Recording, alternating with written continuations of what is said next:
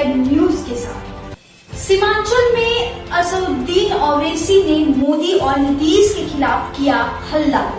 जी हाँ, भाजपा और महागठबंधन को अपनी ताकत का एहसास कराने के लिए ओवैसी ने बिहार में किया शंखनाद।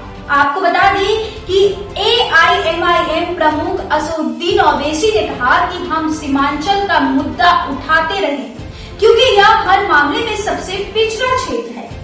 उन्होंने कहा कि यहाँ रासेली पुल का निर्माण अधर में लटका हुआ है, यहाँ एयरपोर्ट की जरूरत है, यहाँ रेलवे लाइन की जरूरत है। उन्होंने आरोप लगाते हुए कहा, ना ही मोदी सरकार और ना ही राज्य सरकार इस क्षेत्र के लिए कुछ किया।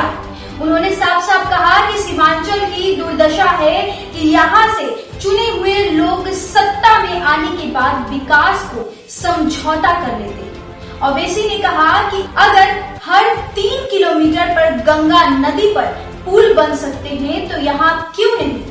AIMIM चीफ ने कहा कि सभी पार्टियों ने तकनीकी रूप से सीमांचल को संकट में डालने के लिए मजबूर कर दिया है, लेकिन हम सीमांचल के लिए अपनी लड़ाई जारी रखेंगे। साथ में उन्होंने यह भी कहा कि हम कोई NGO नहीं है, हम आगामी चुनाव लड़ेंगे और जनता जवाब देगी। ओवैसी ने इसके आगे अडानी प्रकरण को लेकर मोदी सरकार को घेरा और उन्होंने कहा कि हिडनबर्ग रिपोर्ट आने के बाद अडानी स्टॉक क्रैश हो गया तो फिर इस मामले में जांच बैठाने में सरकार को समस्या क्या है। उन्होंने साफ साफ कहा कि बिहार के लोगों को राज्य के बाहर कई मुश्किलों का सामना करना पड़ रहा है और यहाँ सरकार के पास आंकड़े तक नहीं मिले। इस तरह सीमांचल में ओवैसी ने मोदी और नीतीश सरकार के खिलाफ आक्रामक रुख कायम किया है। वैसे अगर बात सीमांचल की करें तो सीमांचल क्षेत्र में 4 लोकसभा और 24 विधानसभा सीटें आती है। वहीं साल 2019 के लोकसभा चुनाव में JDU को 2 सीटों पर जीत हासिल की गई थी और बीजेपी ने 1 सीट पर कब्जा कर लिया था, जबकि 1 सीट कांग्रेस के पास भी थी। इसके साथ ही 2020 के विधानसभा चुनाव में बीजेपी ने सीमांचल की 8, कांग्रेस ने 5 और JDU ने 4 सीटें जीती थी।